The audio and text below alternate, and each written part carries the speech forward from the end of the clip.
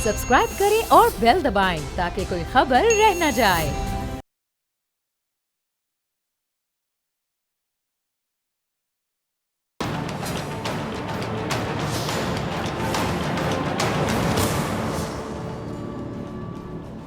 नाज़रीन, मैं हूं डॉक्टर फिज़ा अकबर खान और मैं हूं पाकिस्तान और आप देख रहे हैं पाकिस्तान के सबसे बड़े न्यूज़ चैनल का नंबर 1 प्रोग्राम ऐसे नहीं चलेगा।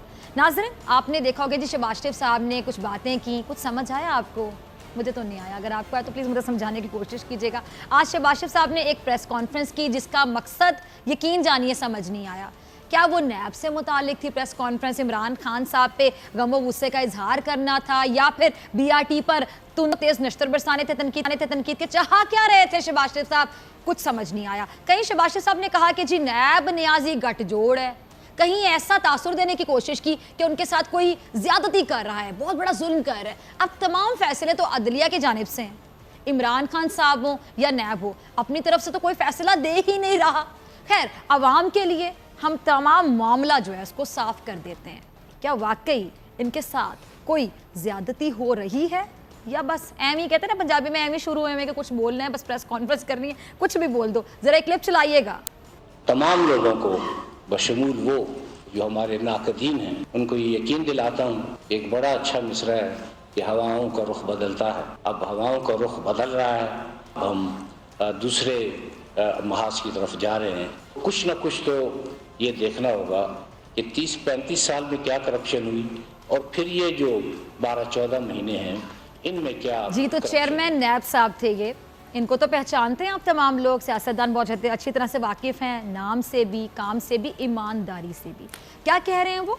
उन्होंने साफ कह दिया कि जी इन 15 महीनों का भी हिसाब होगा और यकीनन होगा। ये कोई ना समझे कि शहबाज शरीफ हो, नवाज शरीफ हो, जरदारी हो या फिर बल्ले वाले तहरीक इंसाफ वाले हो, किसी से भी हमारा इदारा डरता नहीं है, ऐसा बिल्कुल नहीं। और जमहूरियत यही तो है कि सबका हिसाब हो, और हमारा दीन भी, हमारा ईमान भी यही कहता है कि खा गरीब हो या बादशाह, तमाम लोगों को एक जैसा इंसाफ फराहम होना चाहिए। और इसीलिए वक्त कोई भी हो, जो भी हुक्मरान अवाम के पैसों का गलत इस्तेमाल करेगा उसे हिसाब तो देना ही होगा। एक और क्लिप है हमारी टीम के पास, चीफ जस्टिस साहब का क्लिप, जरा टीम वो भी चलाइएगा। ताकतवरों का ताना ये हमें ना दें, हमारे सामने कोई ताकतवर नहीं है, हमारे सामने ताकतवर सिर्फ कानून है। जिस पर्टिकुलर केस का हवाला वज़ीर आज़म साहब मोहतरम ने दिया, मैं उस पर कमेंट नहीं करना चाहता, लेकिन उनको पता होगा कि उसके किसी के बाहर जाने की इजाज़त खुद उन्होंने दी थी। हम सिर्फ और सिर्फ कानून के मातहत फैसला करेंगे। हमारे लिए ना कोई बड़ा है, ना कोई छोटा है, ना कोई ताकतवर है।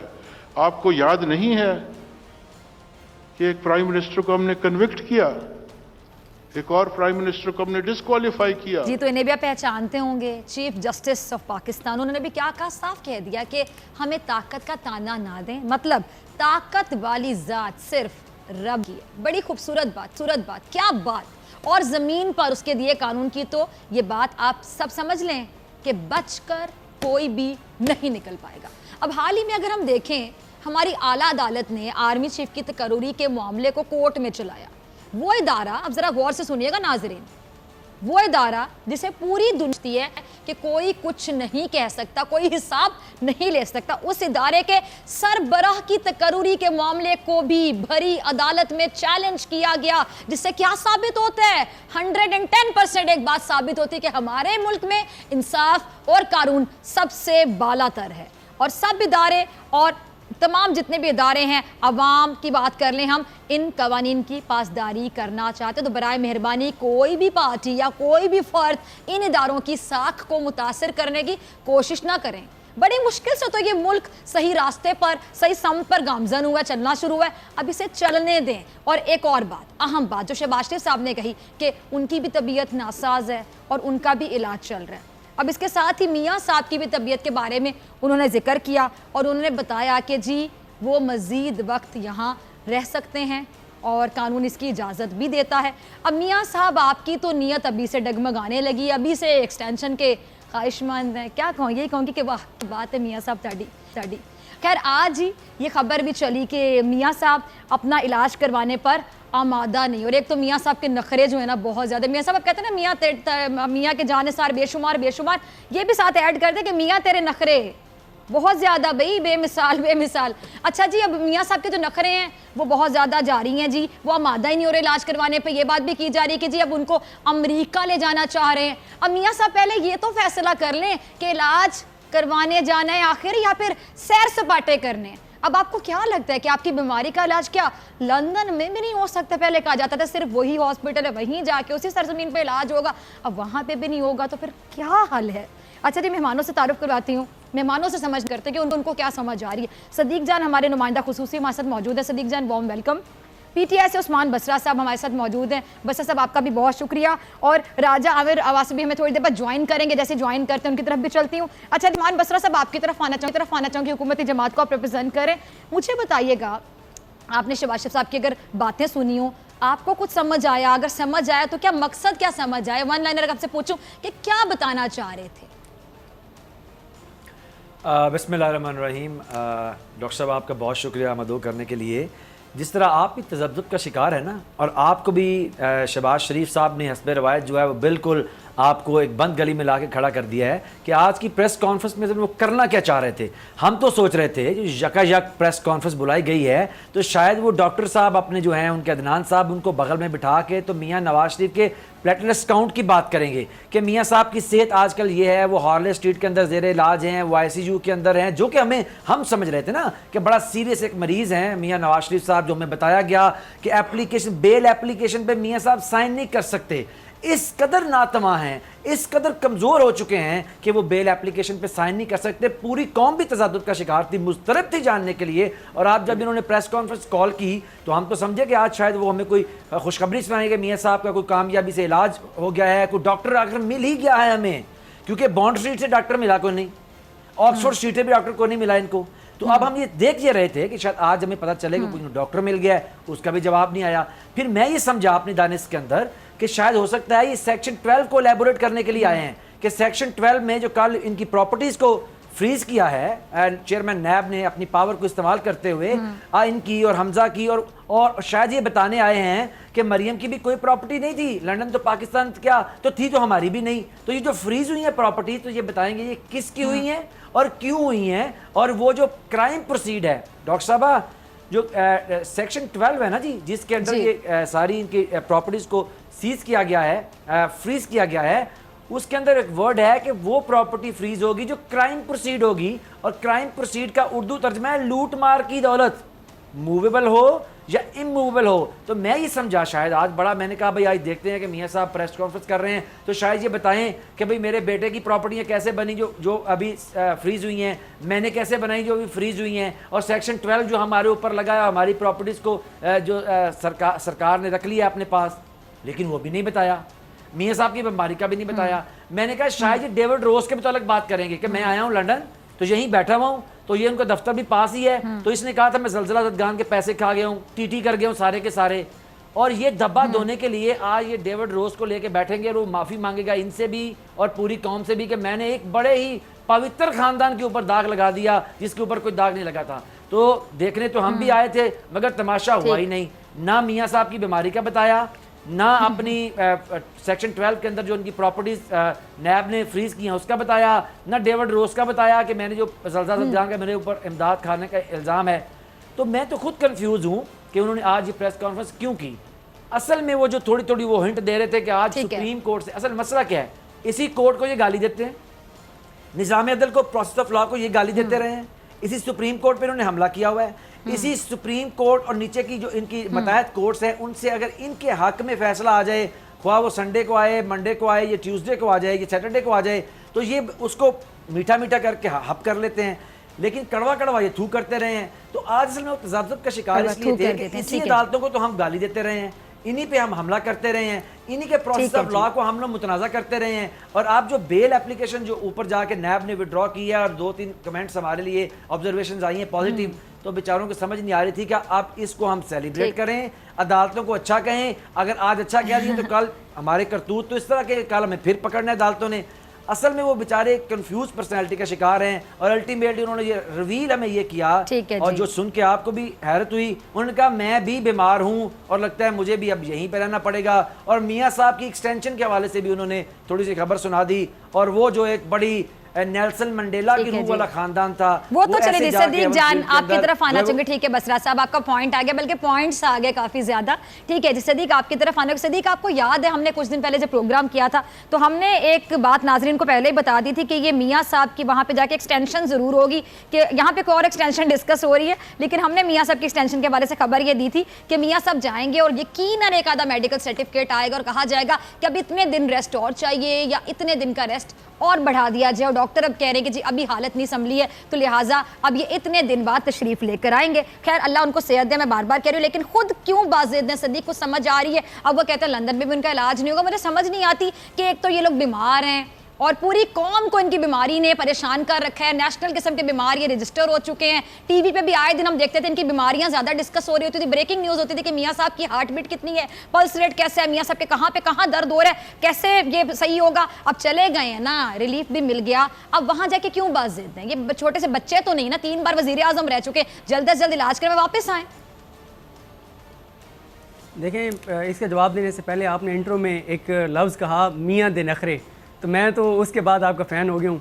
तो ये बेमिसाल बेमिसाल जुमले और इस लफ्ज़ के कॉपीराइट्स अब आपके पास ही रहेंगे, मियाँ दे नखरे। और ये बड़ा ज़ाहिर है आपने दुरुस्त कहा बिल्कुल, मियाँ साहब क्योंकि लफ्ज़ अचानक मेरे ज़हन में आया, मैंने कहा चले ज़रा हम भी एक नारा लगा देते हैं। बिल्कुल सही। तो मैं बहरहाल आपका फ़ैन हो गया हूँ इस आपने जो मियाँ साहब को, ये जो आपने मियाँ साहब के पूरे ड्रामे को जो सदीक, मैं तो पहले से आपकी फैन हूँ। अब मुझे एक अंदर से खबर बताएं सदीक, आप कोर्ट की बीट को कवर करते हैं, ठीक है, मुझे चीज समझ नहीं रही, आप जरा मुझे समझा दें कि किस बात पे ये लोग इतने खुश हो रहे थे, किसने इनको सादिक कह दिया, किसने इनको अमीन कह दिया, खुद को बड़ा मासूम साबित कर रहे हैं। प्रेस कॉन्फ्रेंस में कह रहे हैं जी मैं सुरखरू हो चुका हूँ, इसके साथ साथ दूध का दूध पानी का पानी हो गया। कौन सा दूध, कौन सा पानी, कौन सा सुरखरू, क्या हो गया? किसने इनको क्लीन चिट दे दी? किसने कह दिया कि आप सादिक हैं, आप अमीन हैं, आपसे ज्यादा मासूम कोई है ही नहीं? क्या बहकी बहकी बातें करते हैं ये लोग। देखें, बात यह है कि 2 लोगों को मैं समझता हूँ कि सीरियस नहीं लिया जाना चाहिए, एक फजल रहमान साहब को और एक शहबाज शरीफ साहब को। शहबाज शरीफ साहब को सीरियस इसलिए नहीं लेना चाहिए कि ये वही शहबाज, देखें शहबाज शरीफ साहब आज जो प्रेस कॉन्फ्रेंस बैठे कर रहे थे ना, आप अब ज़हन में रखिए वो प्रेस कॉन्फ्रेंस जो इन्होंने सानिया माल्टन के बाद की थी, उसमें भी इन्होंने कहा था कि अगर मेरी तरफ उंगली भी उठाए तो मैं सियासत पे लानत भेज दूंगा, इक़्तिदार पे लानत भेज दूंगा, इस्तीफ़ा दे दूंगा, ये कर दूंगा, वो कर दूंगा। दूसरा, शहबाज शरीफ साहब एक पक्का डायलॉग है उनका, और वो डायलॉग उनका ये है कि वो कहते हैं कि मेरे ऊपर एक धेले की भी करप्शन साबित हो गई ना, तो मैं अगर कब्र में भी चला जाऊँ तो निकाल के लटका देना। तो ये जो उनका डायलॉग है, ये भी वैसे एक तरह से तो उनकी बात ठीक है कि एक ढेले की तो करप्शन है ही नहीं, यहाँ पे तो अरबों की करप्शन है, यहाँ पे तो टीटीज का मामला है, यहाँ पे तो करोड़ों की करप्शन है। और ये जो कल की उन्होंने बात की ना कि कल बड़ा मैं सुरखरू हो गया हूँ, अगर वो कल सुरखरू हो गए हैं नैब की जानिब से दरखास्त जमानत वापस लेने पे, तो फिर आप बताएं कि आप तो कह रहे हैं कि नैब और न्याजी का गठजोड़ है, तो फिर इमरान खान साहब तो चाहते हैं कि आप जेल में रहें, आपकी जमानत मनसूख हो, तो आपकी जमानत की दरखास्त नैब ने वापस लेके इमरान खान का फायदा किया, इमरान खान का नुकसान किया है। और दरखास्त वापस लेने से आपको फायदा हुआ है, नुकसान हुआ है। अगर नैब के दरखास्त वापस लेने से आपको फायदा हुआ है तो फिर तो गठजोड़ आपका और नैब का हो गया, अगर आपकी बात को मान लिया जाए तो। दूसरी बात यह है कि ये कानून के तहत, बसरा साहब एडवोकेट भी हैं, ये इस हवाले से मजीद बेहतर बता सकते हैं कि कानून के अंदर ये है कि अदालत के जो फैसले जमानत के केस में होते हैं उसके अंदर जो ऑब्जर्वेशन दी जाती है वो मेन केस को इफेक्ट नहीं करती। अभी शहबाज शरीफ साहब का ट्रायल नहीं हुआ शुरू, अभी तो ट्रायल होना है, ट्रायल के बाद पता चलेगा कि इन्होंने वो जो 56 कंपनी स्कैंडल थी, वो जो साफ पानी इन्होंने अरबों रुपए खर्च कर दिए, वो जो लाहौर के अंदर इन्होंने मनपसंद ब्यूरोक्रेट्स लगा दिए 15-15 लाख तनख्वाह पे, वो जब ट्रायल चलेगा तब जाके फैसला होगा। अभी तो ट्रायल ही नहीं चला, तो जमानत के केस के अंदर जो ऑब्जर्वेशन होती है वो मेन केस के ऊपर इफेक्ट नहीं करती। तो ये शहबाज शरीफ साहब अभी ये नहीं कह सकते उनको क्लीन चिट मिल गई, अभी तो उनका ट्रायल होना है, ये वापस है और ट्रायल का हिस्सा बने।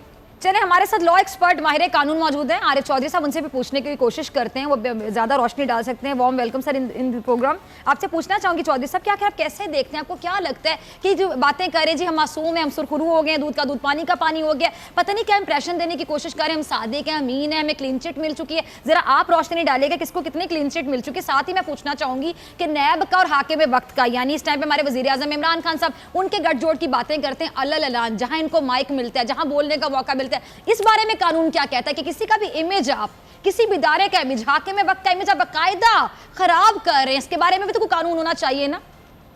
गुजारिश ये है कि अभी तक तो फायदे सारे इन्हीं हासिल हुए हैं, जो ये चाहते थे इन्हें सब कुछ मिल गया।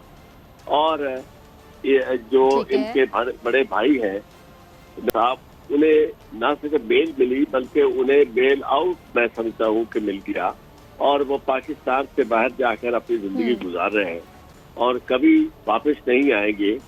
पाकिस्तान में करप्शन के मामले में अब तक जितनी भी तहकीकात हुई है, मैं समझता हूँ कि वो बिल्कुल बेफायदा है, इसलिए कि जो बड़े मगरमच्छ है वो इतने ताकतवर हैं कि उनका कोई कुछ बिगाड़ नहीं सकता। उन्हें बीमारी के नाम पर वो सहूलतें मिल गई हैं, और इसके बाद शहबाज शरीफ साहब जो है वो भी इतने पावरफुल है कि वो भी जरा बराबर मैं समझता हूँ कि उनके खिलाफ कोई बात, जितनी चीजें सारी रिकॉर्ड उनके पास मौजूद है नैब के पास, लेकिन इसके बावजूद यानी वो उन्हें इतनी सहूलतें मौजूद है इस वजह से कि कई वो अपोजिशन लीडर है, और उन्हें जनाब कई यानी जब उन्हें प्रोडक्शन ऑर्डर हो जाते हैं वो जेल में उन्होंने वक्त ही नहीं गुजारा, उन्होंने कोई तकलीफ ही नहीं उठाई। इसी वजह से वो इसे एक मजाक के तौर पर ले रहे हैं कि सारी चीजें जो है उनकी तरफ।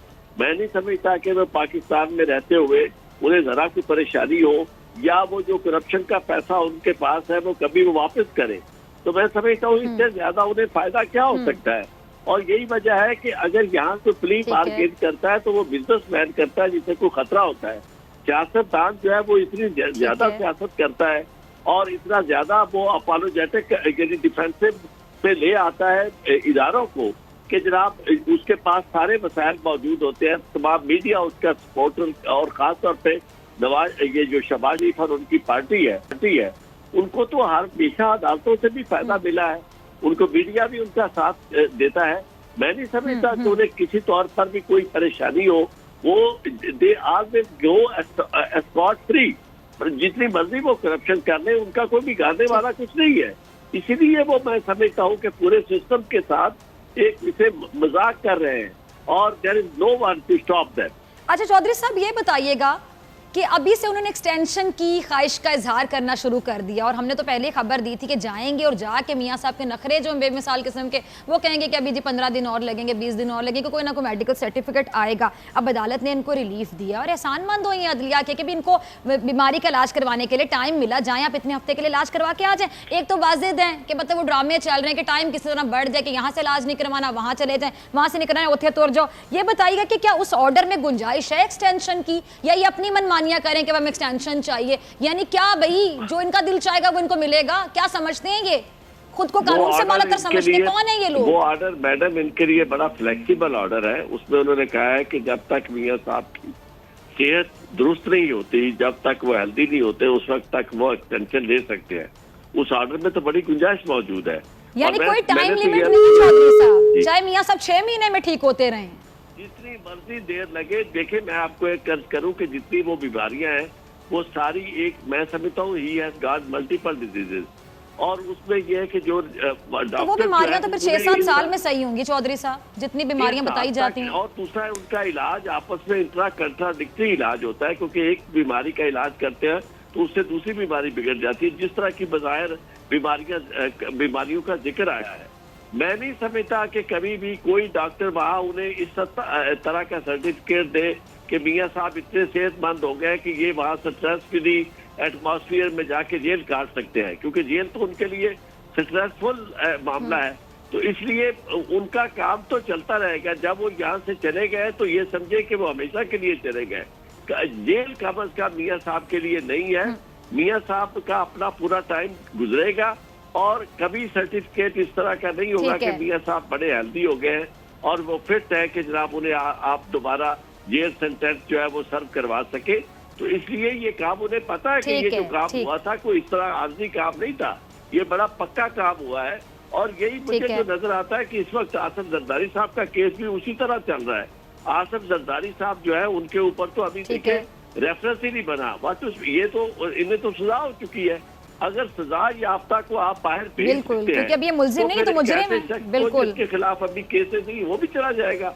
तो पाकिस्तान में करप्शन के केसेस का अंजाम बिल्कुल इसी तरह नजर आता है हमें कि जो माजी में होता रहा है कि गुफ्तगू होती थी, लेकिन कभी आज तक हमने देखा नहीं कि करप्शन का पैसा वापस आया हो या करप्शन की वजह से किसी शख्स को इतनी सजा हुई हो कि उसने बाकायदा उसे तकलीफ हुई हो। अच्छा कि वो चौधरी साहब, समझे। आपसे लास्ट में एक लाइटर नोट पे एक बात पूछना चाहूंगी। ठीक है जी, आप माहिर कानून हैं, एक लॉ एक्सपर्ट हैं, किसी तारुफ के मोहताज नहीं है, इतने आपने केसेस लड़े हैं। मुझे बताइएगा कि ज़रा थोड़ा सा बताएं, ये लाइटर नोट पे पूछ रही हूँ, आखिर जुडिशरी बीमारी ज़रा मतलब समझाइएगा। इनमें से बहुत से लोगों को जुडिशरी बीमारी है कि इधर से केस बनता है, उधर से इनको बुलाया जाता है, इधर से सज़ा होने की उम्मीद होती है या फिर सज़ा हो चुकी होती है या फिर माहौल बन रहा होता है कि सज़ा हो जाएगी, तो इनको बीमारियाँ घेरती है। जुडिशरी बीमारी आखिर होती क्या है? इतना खौफ होता है अदलिया का तो फिर क्राइम ही क्यों करते हैं? सज़ा का जब इतना खौफ है तो नहीं, इन्हें अदलिया का कोई खौफ नहीं होता, बल्कि इन्हें अदलिया से सहूलत जो है उसकी तवक्को होती है। यही वजह है कि आपने देखा कि केस जो चल रहा था वो तो बुनियादी तौर पर इस्लामाबाद हाई कोर्ट का केस था। इस्लामाबाद हाई कोर्ट ने उन्हें बेल ग्रांट की थी, लेकिन लाहौर हाई कोर्ट ने उन्हें न सिर्फ ये कि इजाजत बाहर दी जाने की दी, बल्कि एक्सटेंशन की भी इजाजत दे दी कि जब वो चाहे जितनी चाहे वो एक्सटेंशन दे सकते हैं और जब तक वो हल्दी नहीं होते। इसलिए इन्हें ये पता है कि अदालतें इन्हें अदालतों से फेवरेबल रिजल्ट मिलेंगे। इस वजह से अदालतों में जाने से ये परेशान नहीं होते। वरना अगर अदालतें इस मामले को समझें कि ये जो करप्शन में मुलव्वस अफराद है, जब तक ये इन्हें नजर ना आए कि इन्हें मुश्किलात का शिकार होना पड़ेगा, उस वक्त तक ये पैसा तो वापस नहीं करेंगे। जहां भी दुनिया में पैसा वापस हुआ है करप्ट हुक्मरानों से, वो उसी सूरत में यानी वापस हुआ है जब उन्हें खतरा था और अदालतें जो थी उनके लिए फेवरेबल फिजा मुहैया नहीं कर रही थी। यहाँ तो हमारी बदकिस्मती है कि उन्हें फेवरेबल आपका पॉइंट आ गया। ठीक है चौधरी साहब, मुहैया हो रही है। ठीक है जी, चलें जी, मुझे पैनल से भी आवाज़ है कि फ़िज़ा, आपने भी फ़िज़ा बोला, दूसरी वाली फ़िज़ा ब्रेक पे चली जाए। ठीक है जी चौधरी साहब, आपका बहुत शुक्रिया। बसरा साहब, आपसे एक सवाल पूछूंगी कि यहाँ तक सुनने में आया और छोटी मोटी शख्सियत ने नहीं कहा बल्कि बाकायदा अल-ऐलान बोला कि हुकूमत की मर्जी शामिल थी, तो फिर अगर जिस तरह चौधरी साहब कह रहे हैं कि जी वो वापस नहीं आएंगे, तो फिर वापस अगर नहीं आएंगे तो फिर जो लोग कह रहे हैं NRO है, क्या हम इसको NRO समझ सकते हैं? ब्रेक के बाद इसका जवाब लेंगे बसरा साहब से।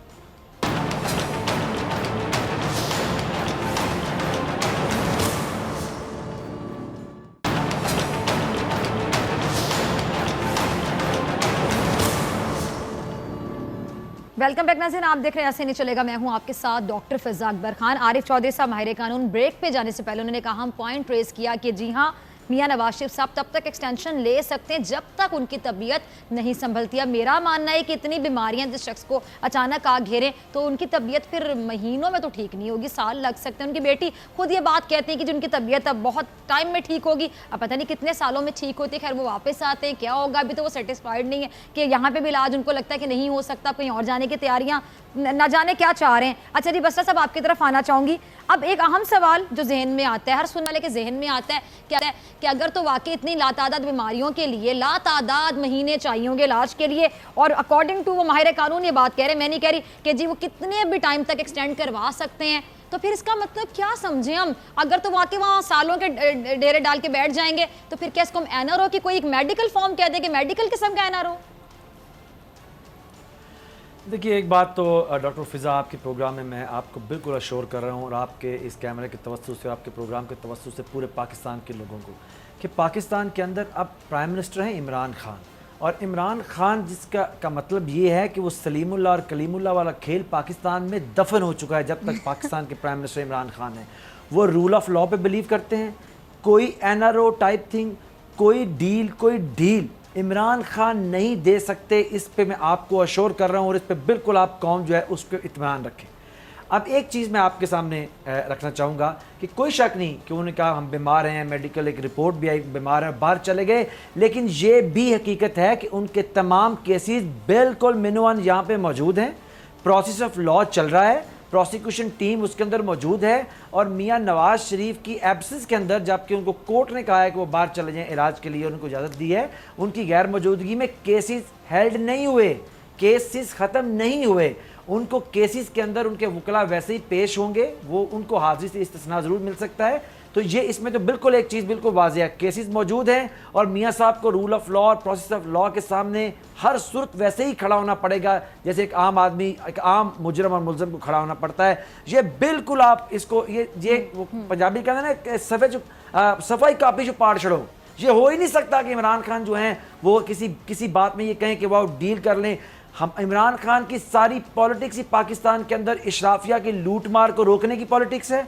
इमरान खान की सारी 22 से 23 साल की जो स्ट्रगल है, एक ज़बरदस्त सियासी स्ट्रगल है, वो स्ट्रगल ही पाकिस्तान में दो नहीं एक पाकिस्तान को मार्ज वजूद में लाने की स्ट्रगल है। तो ये हो नहीं सकता कि इमरान खान अपनी बेसिक से मुनहरफ हो जाएं, क्योंकि अल्टीमेटली उन्होंने पॉलिटिक्स करनी है। और जो इमरान खान को जानते हैं, कैमरे की आंख से पीछे जो उनको जानते हैं, एज ए पर्सन जानते हैं, वो जानते हैं कि वो बहादुर आदमी है, वो सच बोलने वाले आदमी हैं और डट के खड़े होने वाले आदमी हैं, और क्राइसिस के अंदर तो और भी मजबूती से खड़े होने वाले आदमी हैं। तो एक तो बिल्कुल आप छोड़ दें कि एनआरओ का जिक्र खत्म कर दें। ठीक है जी, ठीक है। सिद्दीक बसरा साहब ने कहा, ठीक है, वाज़े अल्फाज में उन्होंने हमारे प्रोग्राम में कहा जी एनआरओ तो नहीं होगा, ना डील होगी ना ढील होगी। जी इमरान खान साहब के होते वैसा कुछ नहीं हो सकता। अब ये एक और बात कह रहे हैं, इमरान खान साहब की स्ट्रगल है, नो डाउट 22 साल की स्ट्रगल है, कोई 22 महीने भी स्ट्रगल कर ले, उसके बाद देखें क्या हाल हो जाता है आपका। 22 साल एक बंदा कंसिस्टेंट रहा और उसने हिम्मत नहीं हारी, बहुत बड़ी बात है। अच्छा, मैं ये जानना चाहती हूँ, लेकिन उनके इर्द गिर्द, सॉरी टू से सदीक जान, इस तरह के बेशुमार लोग मौजूद हैं जो कि उनकी स्ट्रगल को डुबोने के लिए हम वक्त तैयार रहते हैं।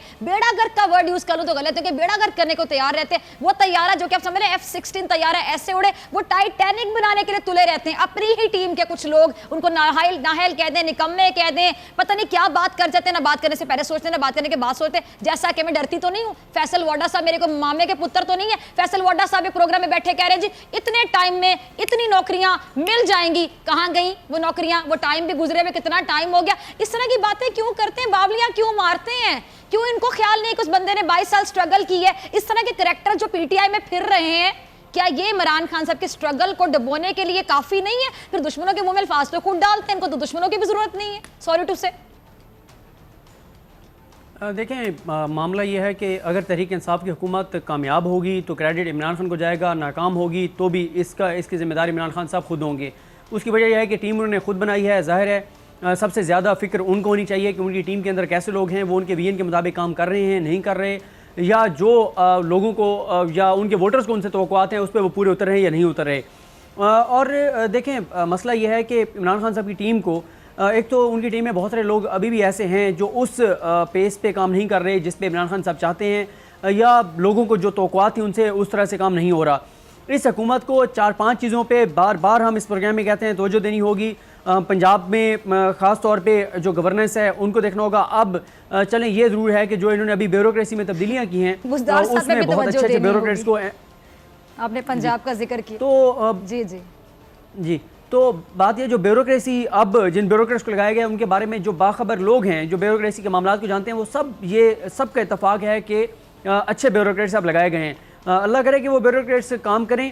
उसकी वजह यह है कि ज़ाहिर है अगर ये हुकूमत डिलीवर नहीं करेगी तो इस हुकूमत को तो नुकसान होगा सो होगा, लेकिन ज़्यादा नुकसान पाकिस्तान के लोगों को हो रहा है और होगा।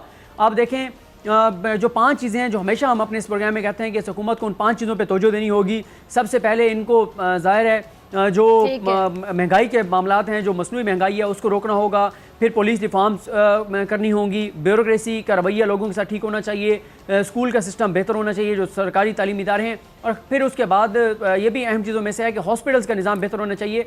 जो लोग जाते हैं हॉस्पिटल्स में इलाज के लिए वहाँ पर सहूलियात मिलनी चाहिए।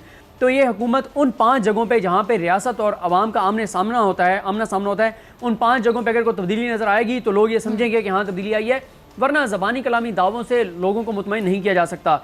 हाँ, पाकिस्तान के मुआशी हालात मुश्किल थे, पहला साल बहुत मुश्किल था, साल सवा साल बहुत मुश्किल था। आप खुद इमरान खान कह रहे हैं कि हम उस मुश्किल से निकल आए हैं।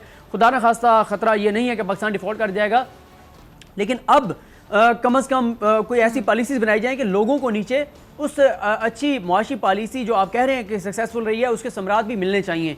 और जहाँ तक बात है, आपने कहा कि बड़े बड़े दावे किए जाते हैं, ये बिल्कुल इमरान खान साहब की टीम को ये बात समझनी चाहिए, सोचनी चाहिए कि लोगों को एक ज़मीनी हक़ाइक़ के मुताबिक हकीकत में मबनी सच्ची बात बताएं। लोगों को बताएं कि इतना अरसा लगेगा चीज़ें बेहतर होने में। ज़ाहिर है ये बात हम भी जानते हैं कि ये पाकिस्तान को जिस सतह पर लाया गया, जो पिछली 2 पार्टीज़ ने ख़ास तौर पर इस मुल्क के साथ किया, उसके बाद अगर आप ये कहें कि 1 हफ्ते 10 दिन 15 दिन में 4 महीने 6 महीने में चीज़ें ठीक हो जाएं, मुमकिन नहीं है।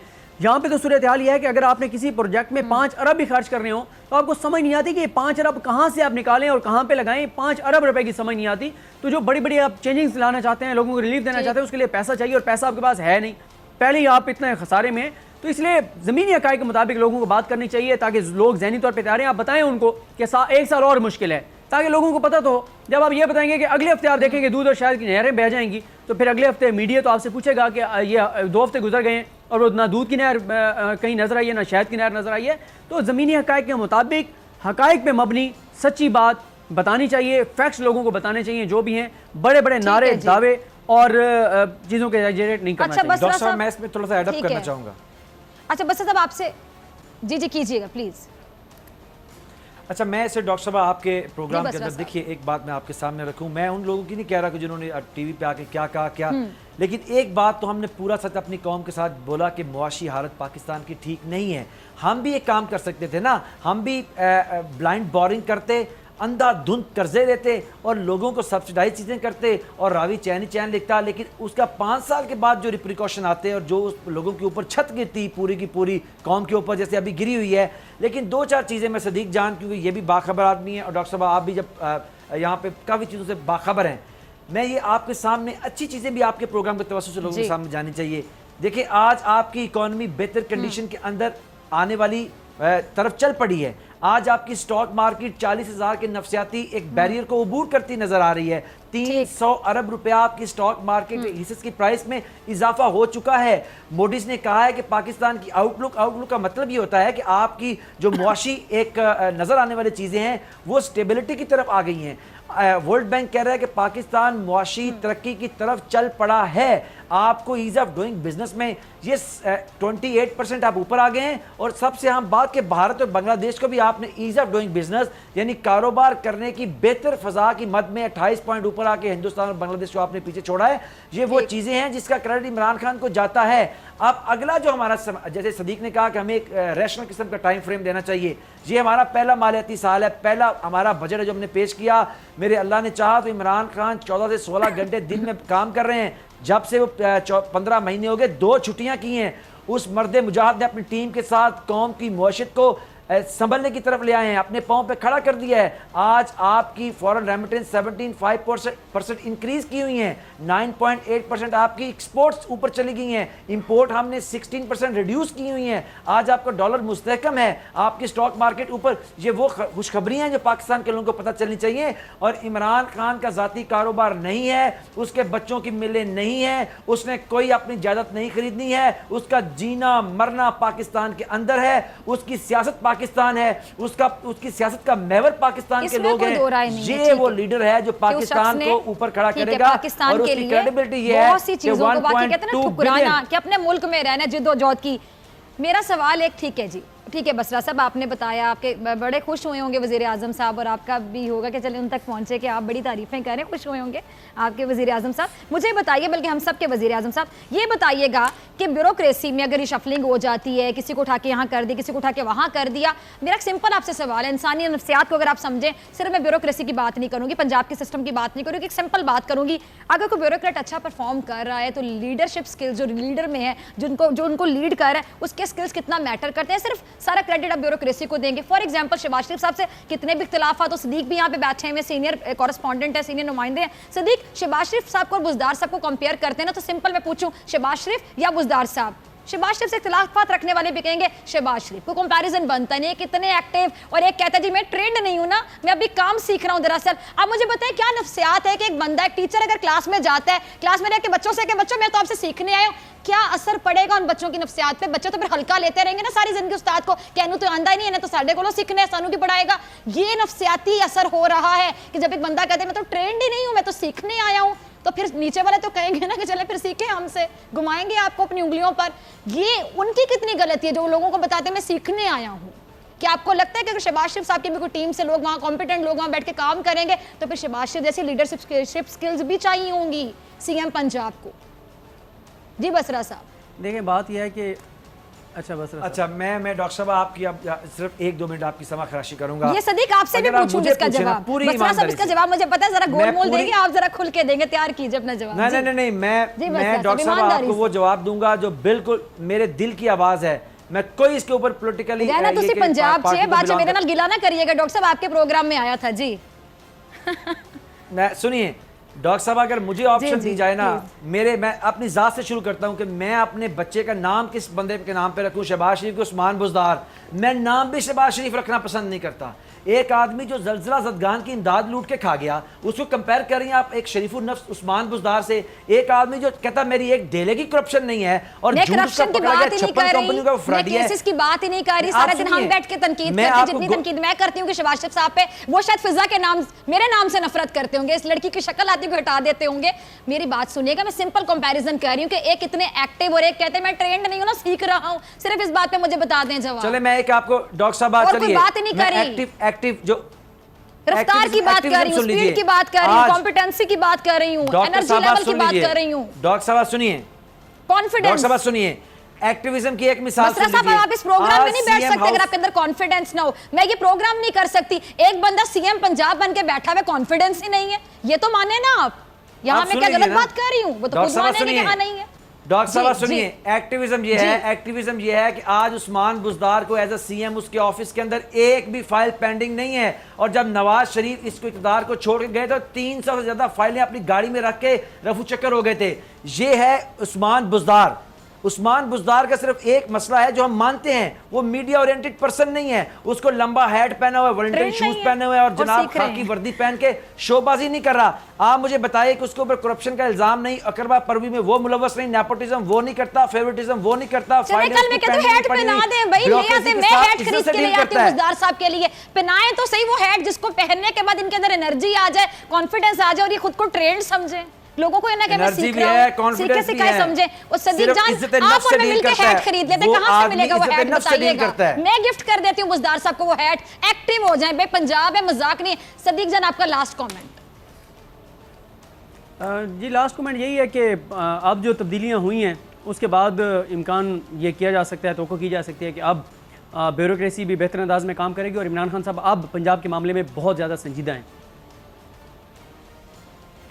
ठीक है जी, ठीक है जी, क्लोजिंग की तरफ मुझे जाना है। मेहमानों का बहुत शुक्रिया, सदीक जान और बसरा साहब आपका बहुत शुक्रिया, और इसी के साथ डॉक्टर फिजा अकबर की इजाज़त। मुलाकात होगी इंशाल्लाह कल सेम टाइम सेम चैनल। अगर ज़िंदगी ने वफा की दुआओं में याद रखिएगा, ढेर सारा ख्याल रखिएगा। अल्लाह ने के